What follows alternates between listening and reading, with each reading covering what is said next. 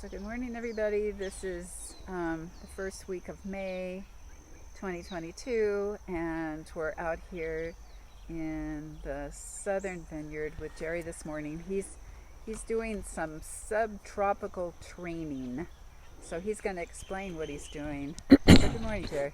Good morning. Yes, this is a very interesting procedure because I've never seen it written up in any books, but then most books aren't for subtropics. So this is what you have to do if you want good grapes. Otherwise you'd have a jungle, and that's not good. So what I'm doing is I'm cleaning this all up from underneath and clearing away a lot of leaves that are under here. If a leaf is under here way down and it doesn't get any sun, it doesn't do any good for the grape.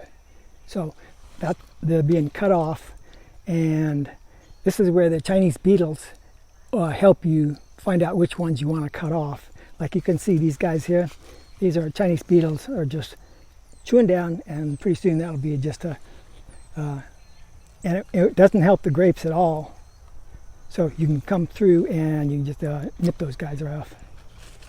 And so the main reason that you're doing this is to allow the sun to come into the grape clusters that are here. Yes, and to pick out the very best grapes. Sometimes you'll get 3 big clusters all on one vine, and I think that's too much.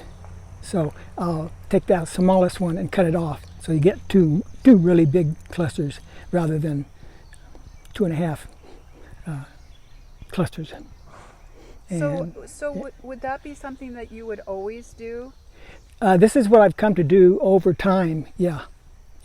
Otherwise, I find it's just it's a jungle. It's just and it doesn't work very well. Right. So I see. I'm going to just go up close here underneath. I see there's a whole bunch of grape clusters that you have cut off, and they're down here on the ground. Oh yeah. Yeah, that's what you were just talking about. Yeah.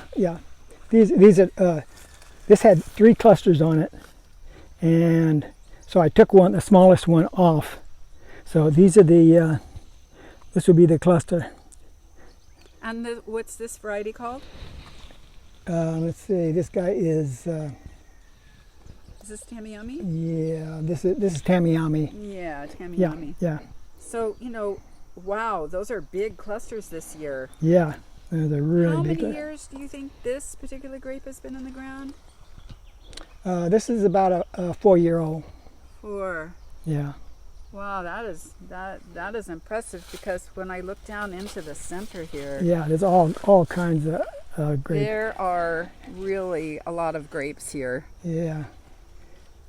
And any that are too small or doesn't look very well or is not hanging well, you just cut that off.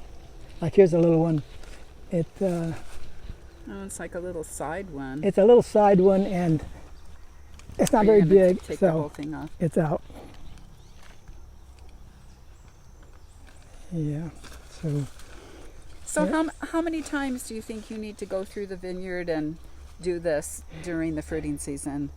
I think I should do this only once. One time. Yeah, one time. Okay. Yeah, because they're off and running now.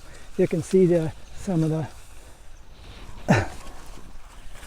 No, I can see they're all under there. Yeah, clusters. Yeah. So it seems like maybe the next video we'll do is bagging them with our little mesh bags. Yes. Just to keep the birds off. Yeah, and as long as they're green, the birds don't bother them. Yeah. But as soon as they actually they turn color. Yeah. And that's when you want to, because otherwise they can sit there and they can peck each grape enough to make it useless. Yeah. So right. we have these little things I made up a little sock I put on them, and the birds can't get those.